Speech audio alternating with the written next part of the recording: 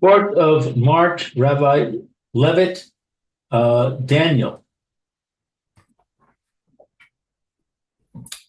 All right.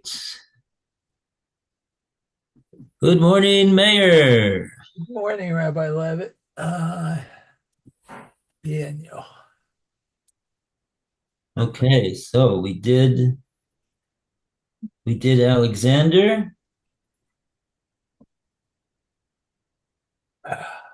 He was the Sephir Ha'izim, the goat, the he goat. Okay, and I guess we're up to Pasik Vav then. Pasik Vav on page 86, Perek Ches. Okay. Chet Vav. That sound right? Yep. Yep, looks good. Okay, Baruch Hashem. Okay, who would you like to start off? Vayavo ad ha'ayil Baal hakiranim asher reisi omeid lifnei ha'uval vayaratz elav bachamas kocho. Uh, so let's see. And it came up to the two-horned ram that I had seen standing before the stream and ran at it with the fury of its might. Let's see, commentary on 6. It came up to the two-horned ram. Alexander did not await provocation from Darius. He crossed the Dardanelles and penetrated Asia Minor, Darius' territory, and ran at it with the fury of its might. In his initial engagement with Darius at the Battle of Issus in Asia Minor, Alexander won a decisive victory. Darius barely escaped with his life and reorganized his defense much farther east. I heard about that battle. Yeah, It was an astounding battle. The, yeah, Darius had 1,000,000 men. yeah. Alexander had 50,000 men, Uh-huh. outnumbered 20 to 1. And Darius sent his soldiers marching forward on a line. Alexander had his troops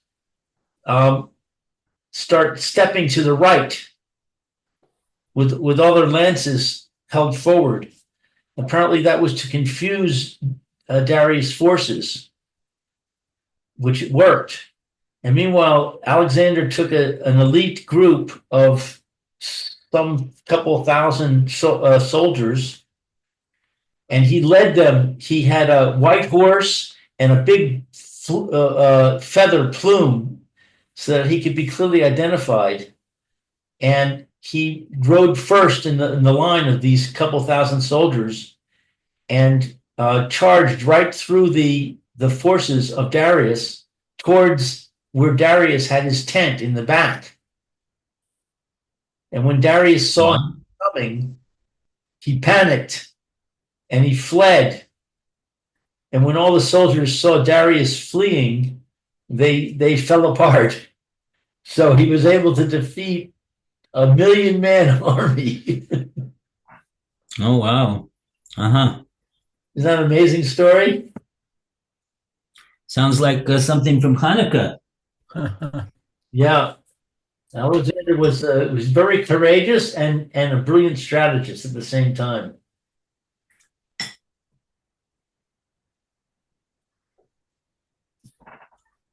Okay.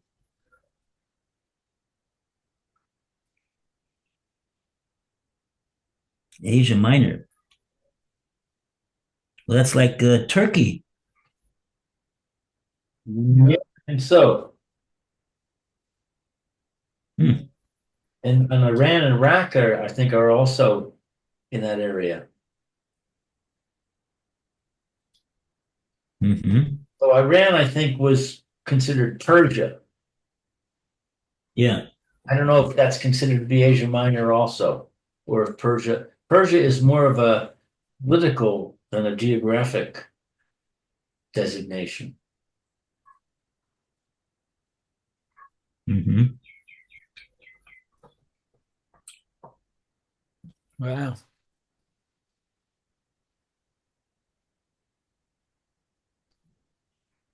Okay. Very good.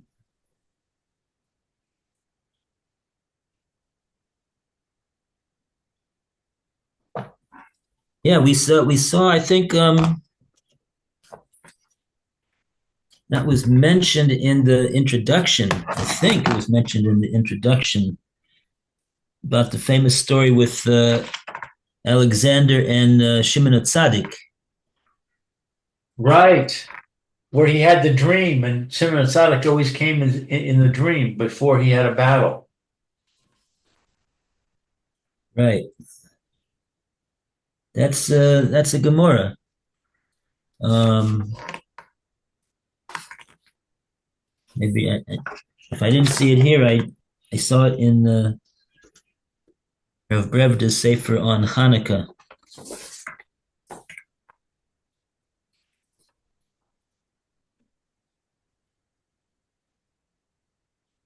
Yeah. Okay. Anyway, so that was that.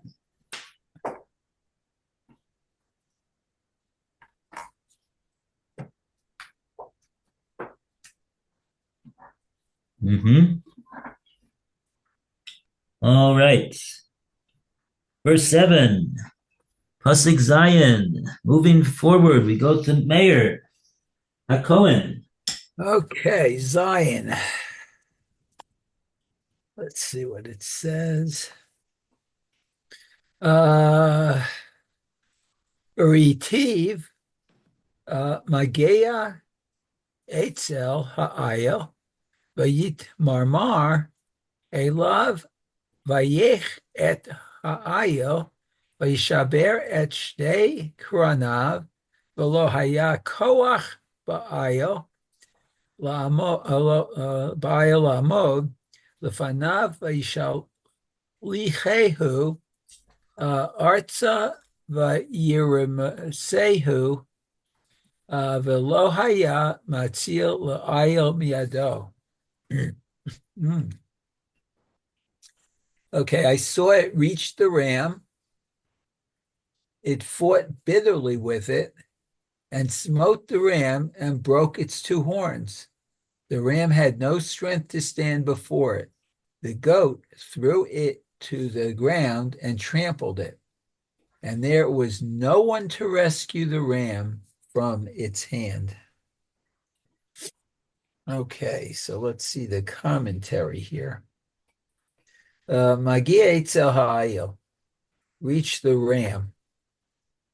Darius's next line of defense was at Arbela, or Erbil, east of the Tigris in Iraq, near Persia proper. Oh, well, that And tells us Iraq. yeah, that's true.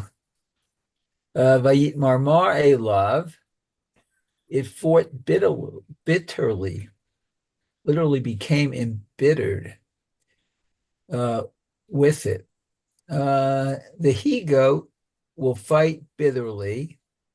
Radak,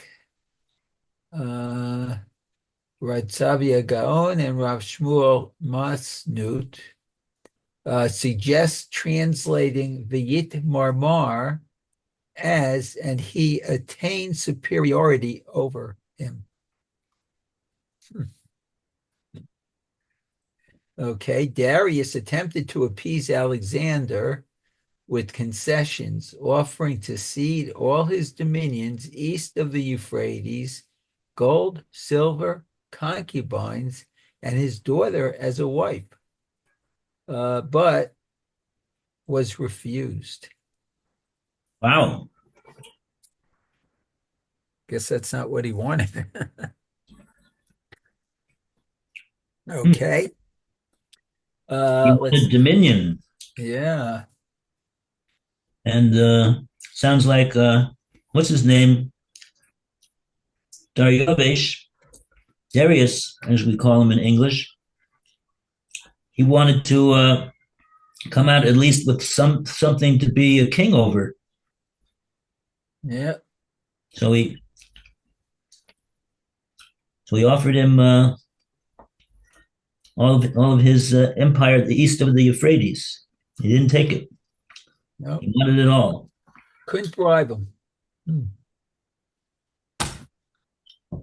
Okay, so the next one is Oh, V'yachas ha'ayil. Yachet ha'ayil and smote the ram. Alexander defeated the armies of Persia and Media. Okay, Vayashlichehu arza. The goat threw it to the ground. The might of Persia was broken. Velohaya matzil le'ayil, and there was no one to rescue the ram. Darius fled into Persia. There he was captured by some of his own satraps who betrayed him and put him to death. Wow. Wow, that's interesting. I mean, they wanted to get in good with what's his name? Alexander. Yeah. They would save their own skin at his expense. Well, I guess he being defeated, they had no use for him anyway anymore.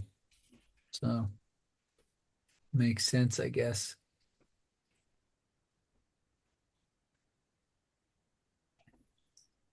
Hmm. Okay, that's the way it goes. Pretty fierce. Okay, Pasuk Ches.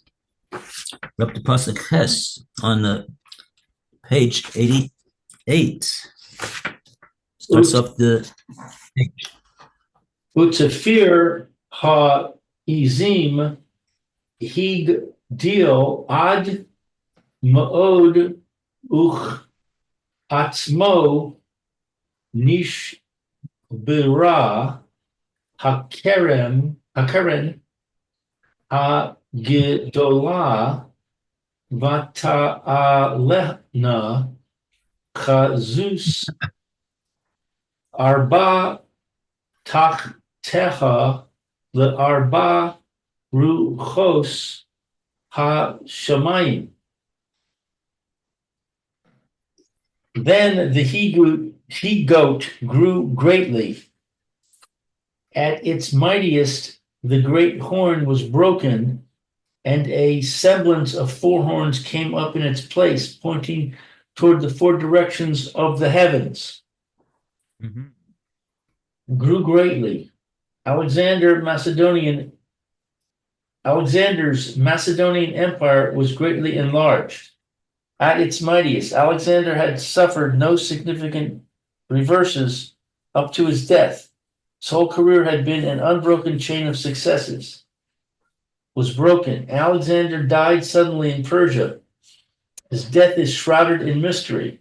There is suspicion that he was poisoned or that he may have died of a fever, but he was not defeated in battle. A semblance of four horns. Translation follows Rashi, who renders chazos in verse 5 as conspicuous, and chazus here as what appeared like. Both renditions are derived from chazo, singing, possibly the use of chazus as an adjective for Karen in verse 5, i.e., a visible horn, suggests a big conspicuous horn, while here Keren is not mentioned at all. Therefore, chazus here is a noun, a semblance. Mitsudos renders chazus in both cases as conspicuous toward the four directions of the heavens. The division of Alexander's empire into four major parts corresponded roughly to the 4 points of the compass. Mm-hmm. Yes, I'll leave the preface to Meir. Mm. Okay. That's your pasuk is 9. Okay, then we'll start with the preface and then go to 9. It says, in the interpretation of the following 3 verses, 9 to 11, we have 2 divergent approaches. The first, proposed by Ibn Ezra and adopted by Rav Yeshaya Rabag, Ibn Yahya, Abarbanel, and Malbim, sees these verses as referring to the persecutions of Antiochus IV, Epiphanes, under whose rule the miracle of Hanukkah occurred. Oh, this interpretation will be given first in the commentary, since it is the view adopted by most commentators. The second approach is that of Rashi, Ramban, and Rav Shmuel Masnuth. Okay, so didn't give the second one. Okay, just who did it. Okay, so let's start. Excuse me. Pasuk Tet. It says, Umin ha'achad mehem yatsa keren achad mitzira v'tigdal yeter el ha-negev v'el ha-mizrach v'el ha-tzevi. Okay, so out of one of them came forth a little horn, which grew exceedingly southward and eastward and toward the coveted land. Eretz Hasvi. Oh, Oh, is that what Tsevi is? Yeah. Coveted. Okay. Let's see what we have here. Looks like quite a bit on 9. Okay, so it says, Umin ha'achad mehem, out of one of them. It is the example, the Seleucid kingdom, see below. Alternatively, according to Rashi, the horn represents Titus emerging from the Roman Empire. Mm. Okay. Keren achat mitzira, one little horn. The horn representing the Seleucid kingdom is envisioned as a little horn. Initially, the Seleucid was the smallest of the 4 kingdoms, according to the Ibn Ezra. Malbim and Mayanei HaYeshua interpret that Antiochus IV is symbolically represented by the little horn because he came from the younger branch of the dynasty. See commentary. Okay. Antiochus III, or the Great, was the younger son of Seleucus II. When Seleucus III, heir to the throne, was assassinated after ruling for 4 years, his younger brother Antiochus III, who succeeded him in 35-37, was a youth of 18. Antiochus III was succeeded by his Seleucus, by not his, by his son Seleucus IV, Philopator, in 3573. When he was assassinated in 3584, wow, his younger brother Antiochus IV, Epiphanes, seized the throne, even though the legitimate heir was Seleucus's son, Demetrius I. Thus, Antiochus IV was doubly considered younger, a younger brother, son of a younger brother. Whoa. Wow. And these positions were dangerous. They were always getting assassinated or something, or attempted. Okay, Yeah, anyway. it's like being in the mafia. Yeah, really. The precursor. Okay, so let's go on. According to Rashi's school of thought, the little horn refers to Titus and Vespasian's rule over the Roman Empire. The epithet little evidently does not refer to size, but to quality. The verse in Obadiah 1:2 concerning Edom, you are greatly despised, is understood to mean Rome, which Talmudic tradition considers to be Edom. No, the source. Okay, Avodah Zarah. Okay, the translation of Mitzirah as little follows in Breshit. The he mitzar, it is little. I guess check out Rashi there. Rav Shmuel Masnuth derives its translation from Sa'ir, young, Vatsair Kitzirato, the youngest in order. That's also the source is Breshit. A horn emerged from. The mem is used to mean from the youngest kingdom. Abarbanel and Malbim follow this translation.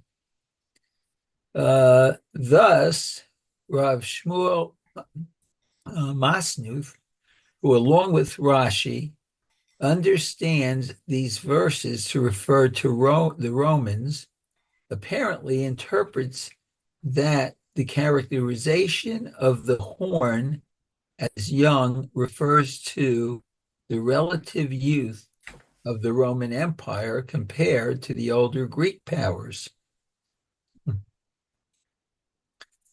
Okay, Vatigdal Yeter El Hanegev, which grew exceedingly southward. Antiochus IV attacked and conquered Egypt. Oh, in 168 BCE. Wow. And would have added it permanently to his domain had not the Romans intervened as related at length. Okay, there's a source. Now, Lou, you want to read any more? It's quite a bit to go. Yeah, I can jump in. Okay, Viel HaMizrach we're at. Let's see, the Al HaMizrach. Yeah, it's about midway down that left column. The Al HaMizrach, and eastward. Antiochus IV also recovered parts of Persia that had broken away from his dominion at the end of Antiochus III's reign, and toward the coveted land, i.e., toward the coveted land of Eretz Yisrael. Antiochus consolidated its grip on Eretz Yisrael, which had been wrenched from the Ptolemies of Egypt by his father Antiochus II. Some historians maintain that when Antiochus III gave his daughter Cleopatra in marriage to Ptolemy V as part of a peace settlement with Egypt, he gave her his income from Eretz Yisrael as her dowry. This was undoubtedly not paid to her by Antiochus IV and may thus be alluded to in this verse. The verse may also be alluding to Antiochus IV's excessive assertion of his power in Eretz Yisrael, especially by use of the superlative yeter, exceedingly. Antiochus IV attempted to become not only its political ruler, but its spiritual ruler, imposing idol worship and his personal cult on the Jews of Eretz Yisrael. Rashi, has mentioned before, interprets these verses as referring to the Romans. The Romans expanded southward, i.e., to Egypt, eastward, where they conquered all of southern Europe and Asia Minor, and toward the coveted land, Eretz Yisrael, which fell into their sphere of influence during the internecine war of Hyrcanos and Aristobulus. That's from Avodah Zorah and Josephus and Yosipon, and was under their direct rule after the death of Agrippa. Huh. So I go on with verse 10. Yeah. V'tigdal ad tzeva ha-shamayim v'ta artza ni atzava umin hakochavim v'tir misain. It grew up to the host of heaven, and it threw some of the host and some of the stars to the ground and trampled them. It grew up to the host of heaven. Ibn Ezra comments that the following three verses are the words of the angel Gabriel, who explained the vision to Daniel. Heaven is a symbol for Hashem. We find in Avos, all those who occupy themselves with the community should do so for the sake of heaven. Thus, the Jewish people who fulfill Hashem's purpose in this world are the host of heaven. The previous verse tells us about Antiochus' political dominance in Eretz Yisrael. Here it tells of his attempt to dominate Jewry in its role as the host of heavens, his attempt to suppress Jewish observance and to substitute for it Greek culture and religion. And it threw some of the host to the ground. Some of the Jews were led astray under Antiochus' program and were hurled down from their honored position as members of the heavenly host by joining the pagan multitudes whose lives are devoid of heavenly influence, Malbim. And some of the stars, these are the pious ones who kept their faith in these difficult times. See below where the faithful are again described as Kochavim, stars, and trampled them. Many faithful Jews were martyred in this period. Rashi interprets this verse too as referring to the period of the destruction of the Second Temple.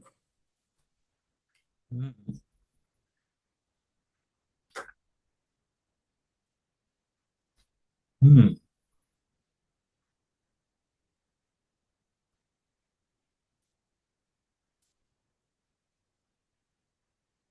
Okay, I'm just trying to figure out which kingdom we're talking about at this point. We're talking about Rome, right? Yeah, Yeah. I think Previous so. pasuk was talking about Rome. So this is also Rome.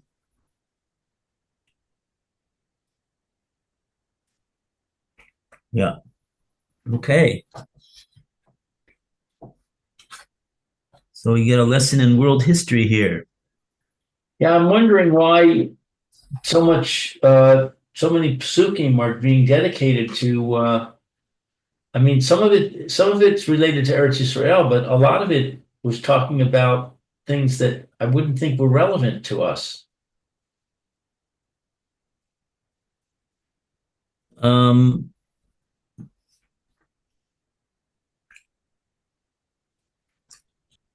well, it's relevant to us because it's the different kingdoms that the Jews lived under. Uh-huh. I see. So they're, I guess, yeah. But you're right. It doesn't speak so much about how the various kingdoms related to their Jewish population. It just seems to Right. be focused on how they contended with their opponents, Right. which would seem to you're right. It would seem to be not so connected to Jewish history per se. Yeah. So yeah, it's a good question. Yeah. What's the point of all of this? Yeah.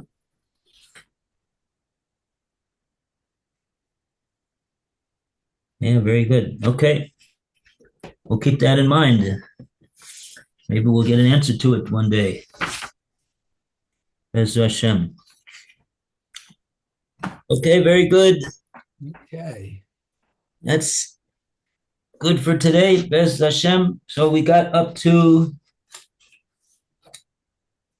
Pasuk Yud Aleph. Yud Aleph. Okay. Hey, Rabbi. All the best. Mayor, have a great day. And you have a great day.